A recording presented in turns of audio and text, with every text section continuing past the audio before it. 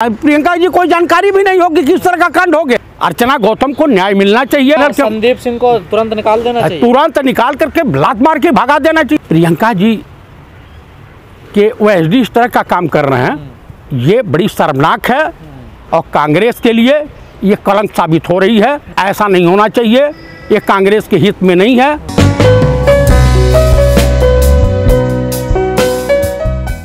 अब हमारे कांग्रेस पार्टी में ही देख लीजिए, अभी सोशल मीडिया पे चल रहा है, कोई अर्चना गौतम है, पता नहीं रायपुर में क्या बवाल हुआ है क्या नहीं हुआ।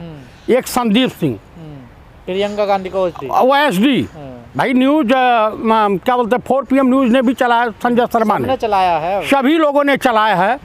ये बताइए उत्तर प्रदेश में कांग्रेस की इस स्थिति में लाने के लिए धीरज गुजर, प्रदीप नरवाल, तौकीर आलम के ऊपर FIR भी है, संदीप सिंह के ऊपर भी FIR है। कोई संदीप सिंह तो पहले से बदतमीजी करते हैं। ये गुंडा मवाली है। ऐसे लोगों से अगर जब तक कांग्रेस से छुटकारा नहीं मिलेगा, कांग्रेस का उत्तर प्रदेश में विकास या बिहार में विकास संभव नहीं है। कांग्रेस डेवलप नहीं कर सकती है। तो ऐसे आप महिलाओं का ये हमारे राष्ट्रीय नेतृत्व को सोचना चाहिए। ऐसे लोगों को पार्टी में क्यों? भाई हमारे राष्ट्रीय नेतृत्व, हमारी राष्ट्रीय महासचिव श्रीमती प्रियंका जी कोई जानकारी भी नहीं होगी किस तरह का कांड हो गया। वो तो पहले भी प्रियंका गांधी के सामने बदतमीजी करता नजर आया पत्रकारों से। हाँ, किया है। तो प्रियंका जी को चाहिए कि ऐसे लोगों से छुटकारा पा जाए। क्यों ऐसे लोगों को अपने पास रखें? महिलाओं के साथ बदतमीजी करते। आप बताइए अर्चना गौतम, देखिए बेटी किसी की भी हो, मेरी हो, आपकी हो या किसी की भी हो, बेटियां बेटियां होती हैं। बेटियां छोड़िए, वो आपके विधायक का चुनाव लड़े। भाई हमारे वहाँ PCC डेलीगेट है विधानसभा हस्तिनापुर से, मैं पीड़ा देख करके आज सोशल मीडिया पे मैं देख रहा हूँ, उसके पिताजी दर दर भटक कर करके SSP मेरठ के वहाँ एप्लीकेशन दे रखे हैं और तमाम जगह सुरक्षा की गुहार लगा रहे हैं। गांधी तो कहती है मैं लड़की लड़ सकती हूँ, तो लड़कियों के साथ उनका OSD बदतमीजी करेगा संदीप सिंह, गुंडा ही दिखाएगा। तो अब दिखा रहा है तो उसके लिए भैया केंद्रीय नेतृत्व तो मैं जिम्मेदार नहीं हूँ। राष्ट्रीय अध्यक्ष समझें, प्रियंका जी समझें, माननीय राहुल गांधी समझें। पार्टी का पतन होने का यही कारण है इस प्रकार के कि आप बंद कमरे में ऐसी कल्चर से जब तक बाहर नहीं निकलेंगे। भाई आप लोगों ने देखा होगा श्रीमती इंदिरा गांधी जी आम कार्यकर्ताओं से मिलती थी, तुरंत फैसला लेती थी। इनके पिताजी भी आम कार्यकर्ताओं से मिलते थे और मजबूत स्थिति में कांग्रेस रही। लेकिन राहुल जी बेचारे मेहनत करते हैं, ईमानदार आदमी है, सज्जन आदमी है, दुराचारियों व्यभिचारियों से दूर रहते हैं।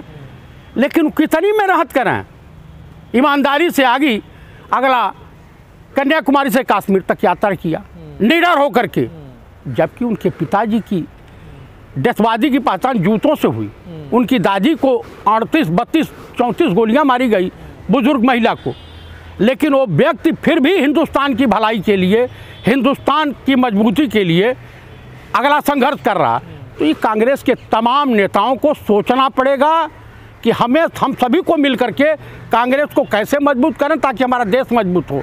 संदीप सिंह कांग्रेस पार्टी नहीं है, धीरज गुजर कांग्रेस पार्टी नहीं है, तौकीर आलम कांग्रेस पार्टी नहीं है और प्रदीप नरवाल कांग्रेस पार्टी नहीं है। ऐसे लोगों से आपको छुटकारा पाना ही होगा। ये लोग जनाधार विहीन है, इनके नाम पर 5 वोट नहीं है। अर्चना गौतम को न्याय मिलना चाहिए। मैं आपके चैनल के संदीप सिंह को तुरंत निकाल देना चाहिए, तुरंत निकाल करके लात मार के भगा देना चाहिए। कहा जाता संदीप सिंह तो जो है वो लेफ्ट विचारधारा के हैं और हैं कांग्रेस, मतलब अरे भाई साहब, ये व्यक्ति किसने लाके बैठा दिया ये मैं नहीं जानता।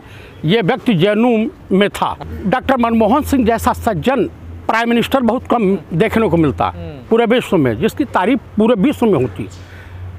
अगले को काला झंडा दिखाया और जानते हैं नारा क्या लगा? सोनिया जिसकी मम्मी है वो सरकार निकम्मी है। ये संदीप सिंह ने लगा। भैया इसके अंदर कौन सा वही OSD घूम रहा है, वही OSD घूम रहा। भाई न्यूज़ 4 PM न्यूज़ जो है, जो इनके बारे में जानकारी, कहाँ मेरे पास प्रूफ है, राष्ट्रीय अध्यक्ष बतावे हम उनको दे देंगे।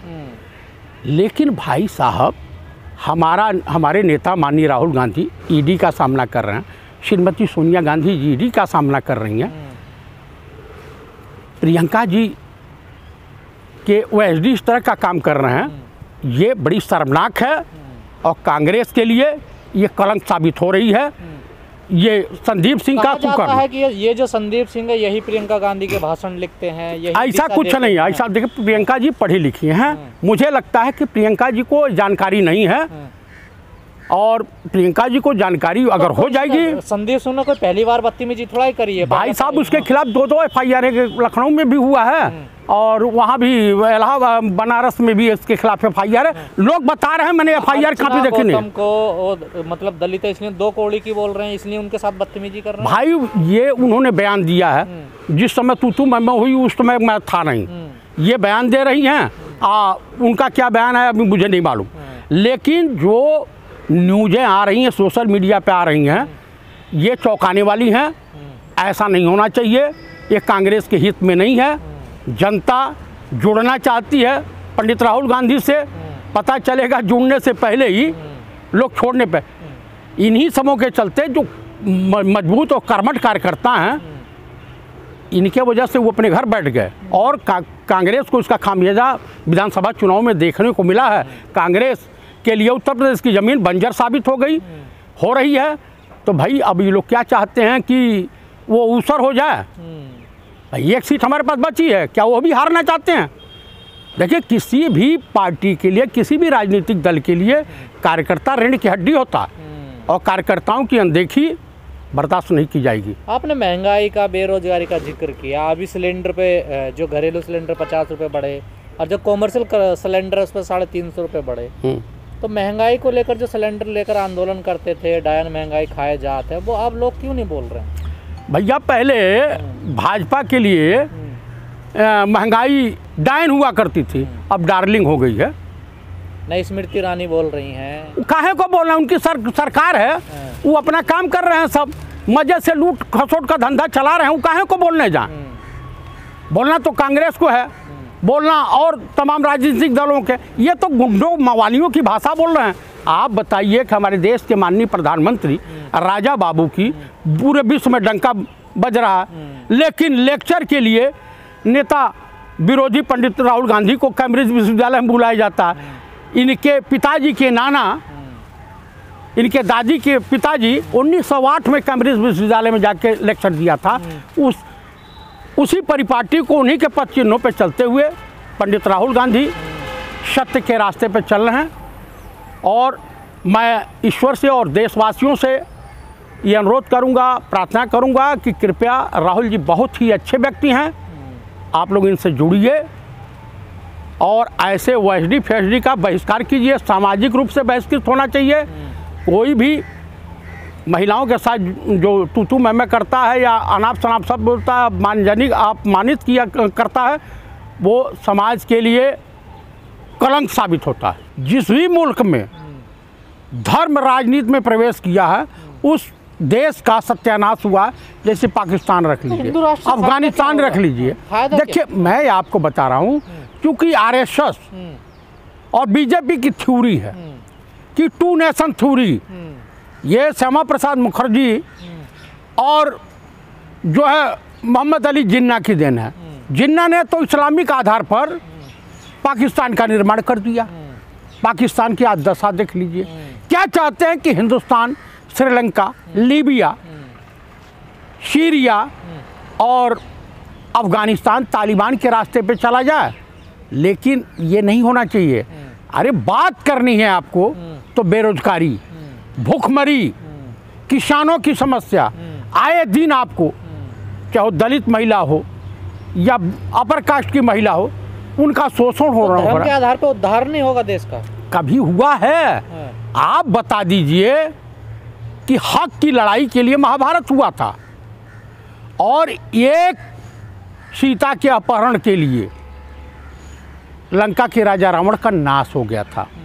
आप अब बता दीजिए, कोई भी दल ऐसा नहीं है। आप बताइए, भ्रष्टाचार और महंगाई पे आप बात करने को तैयार नहीं है।